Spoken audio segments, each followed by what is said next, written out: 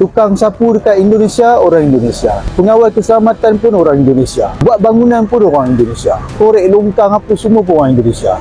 Seronok saya tengok. Tak ada orang asing. Bukan nak kata resis ke apa. Kat Malaysia keterlaluan sangat. Kat Malaysia keterlaluan sangat. Kat Malaysia keterlaluan sangat.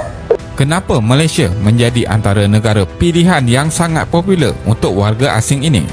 Orang Malaysia seringkali dibuat terkejut saat berkunjung ke Jakarta, ketika mereka menyadari bahwa hampir seluruh pekerjaan, bahkan yang tergolong kasar seperti menyapu jalan, menjadi tukang bangunan, hingga petugas kebersihan, dikerjakan oleh warga lokal Indonesia sendiri.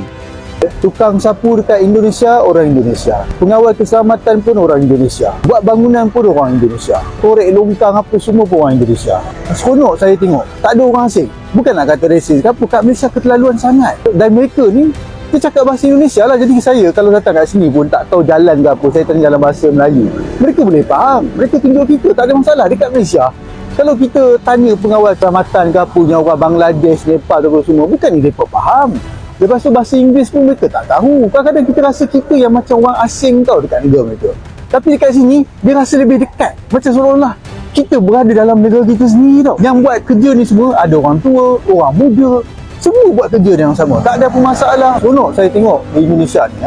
Dekat negara mereka sendiri pun mereka bekerja. Pergi negara orang pun mereka bekerja. Saya harap satu hari nanti dekat Malaysia ni, kita nak anak-anak tempatan kita lah yang isi ke semua pekerjaan 3R ni. Pemandangan ini sangat kontras dengan kondisi di Malaysia, di mana sektor pekerjaan kasar umumnya didominasi oleh tenaga kerja asing dari negara-negara seperti Bangladesh, Nepal, atau Indonesia sendiri. Fenomena ini membuat banyak pengunjung Malaysia heran sekaligus kagum, karena menunjukkan betapa tingginya keterlibatan tenaga kerja lokal di tengah kota metropolitan sebesar Jakarta. Jabatan Perangkaan menganggarkan jumlah warga asing yang tinggal secara sah di negara ini pada tahun lalu ialah sekitar 3.3 juta orang daripada keseluruhan 32 juta penduduk di Malaysia. Dan pasti lebih ramai lagi yang tidak berdaftar, yang bergelar pendatang tanpa izin. Data ini tidak termasuk dengan sejumlah pelarian yang masuk ke Malaysia dan bekerja di sini. Indonesia, Myanmar, Bangladesh, India maupun China adalah antara negara yang paling banyak dikesan masuk ke Malaysia. Kebanyakan dari mereka masuk ke Malaysia adalah kerana untuk bekerja di sini. Jadi, kenapa Malaysia menjadi antara negara pilihan yang sangat popular untuk warga asing ini? Bagi pekerja daripada Indonesia, mereka dilihat lebih menguasai di dalam sektor pembinaan di seluruh negara. Mungkin dahulu kita hanya melihat mereka ini hanya di kawasan pembinaan besar seperti kondominium dan bangunan mewah. Namun kini mereka sudah dapat menguasai perniagaan seperti kontraktor pengubah suaian rumah, restoran dan kedai runcit. Bagi warga negara India dan Bangladesh, kebanyakan mereka lebih banyak dilihat di sektor pembersihan dan makanan. Manakala rakyat Cina, kebanyakannya yang datang menyalahgunakan pasport lawatan untuk bekerja dalam sektor tidak bermoral dan perjudian. Selain itu, dalam beberapa tahun ini, di sekitar Lembah Kelang, kita akan dapat lihat ramai warga daripada negara Arab dan Afrika mula memenuhi sesuatu kawasan. Dengan semua jumlah warga asing ini, ia telah hampir mencecah 10% daripada keseluruhan penduduk di Malaysia. Kami pasti ramai yang tidak begitu selesa dengan keadaan yang sedang berlaku sekarang.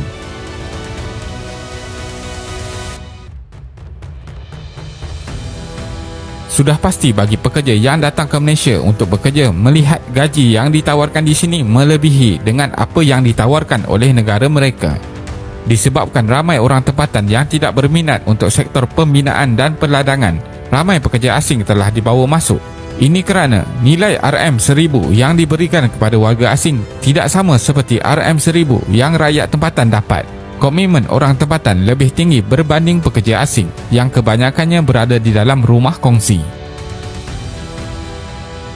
Di sekitar Lembah Kelang, bangunan kediaman dan pejabat sentiasa dibangunkan. Ini menyebabkan peluang dan ruang kerja itu sendiri sentiasa wujud dan secara tidak langsung memberi pekerja asing ini berada lebih lama di sini. Kebanyakan pekerjaan di Malaysia kini dimonopoli oleh warga asing, di mana yang kita ketahui mereka telah pun masuk ke dalam pelbagai sektor di negara ini. Selain itu, Aspek ekonomi juga terjejas di mana berlakunya pengaliran wang dari dalam ke luar negara. Keadaan ini berlaku disebabkan oleh penghantaran wang yang dilakukan oleh warga asing ini ke negara asal mereka. Kebanjiran warga asing yang bermigrasi ke Malaysia juga menyebabkan berlakunya kepadatan penduduk di sesebuah kawasan. Dari aspek sosial, mereka telah menyebabkan statistik kadar jenayah dalam negara meningkat. Kemasukan warga asing ini juga mengancam negara. Kesimpulannya, pekerja asing yang ada di Malaysia sebenarnya dapat meningkatkan kualiti dan kuantiti pengeluaran negara dalam pelbagai sektor. Seterusnya, proses pembangunan negara akan dipercepatkan dan negara menjadi lebih maju. Imej negara turut ditingkatkan kerana kemasukan mereka ini akan dilihat dunia bahawa Malaysia sebagai sebuah negara yang ekonominya stabil dan mantap. Namun begitu, kemasukan yang terlalu ramai dan tanpa kawalan sedia yang efektif berupaya membawa ancaman kepada penduduk tempatan dan negara. Persaingan terhadap kerja, ancaman keselamatan kawasan setempat serta pembentukan komuniti baru yang dibina secara haram berupaya menggugat kesejahteraan bersama. Pemantauan bersama oleh pihak berkuasa dan penduduk tempatan adalah diperlukan untuk mengelak kemudaratan kepada masyarakat dan negara. Apa immigration? Dia buat tak tahu perkara macam ni. Orang Bangladesh, orang Pakistan, orang daripada India datang sini tanpa permit, tanpa lesen, tanpa punya apa-apa dokumen. Tengok bila kita datang dia orang semua lari. Tengok barang dia tinggal macam ni. Ini kedai bunga pula. Ni apa kedai orang dengar? Bunga dia. Nampak Malaysia wah.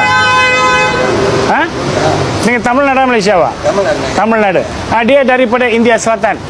India Selatan. Bagaimanakah dia mengelola jual bunga di sini?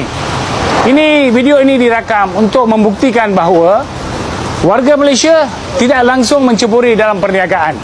Diceburi pun PPD, kerajaan tempatan akan memberi saman dan kerjasama memang tidak ada kerjasama. Macam mana mereka boleh? Ni tempat ini kepunyaan kerajaan. Dia ambil oleh tempat ini, dia buat jalan. Okey, ni semua tengok. Ini memang reserve jalan. Ini reserve jalan. Tengok berapa kesamsingan dia. Dia kata saya daripada Tamil Nadu. Dia macam ni, inilah tunjuk dia. Mereka mencabar.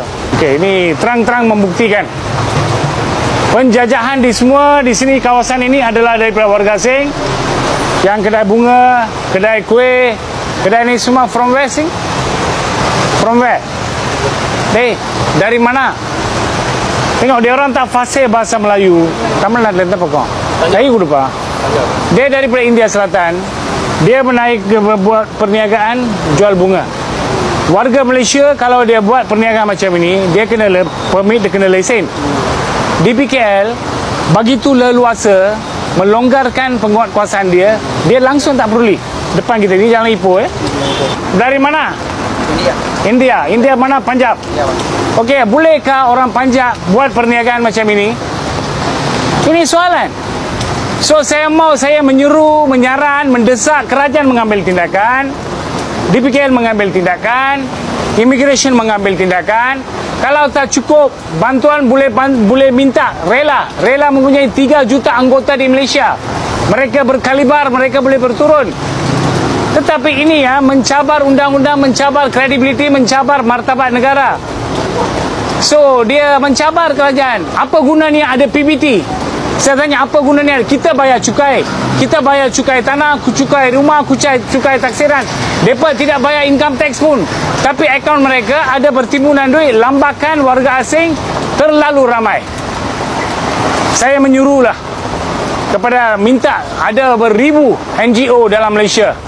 Sebagai seorang warga negara Malaysia, tepuk dada, tanya selera, peganglah perlembagaan persekutuan, jagalah hak kita, teruskan adukan kepada immigration dan kerajaan tempatan di kawasan-kawasan tersebut.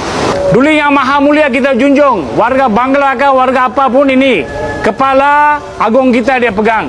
Tapi dia tidak tahu berbahasa. Dia duduk sini, dia tidak tahu berbahasa tapi tahu pandai niaga. Itu yang kita sedih sangat. Macam manakah masa depan negara kita? Dulu yang maha mulia kita junjung, gambar agung setiap rakyat pegang. Tapi mereka pun pegang sama juga, tapi mereka raja. Okey, thank you brother.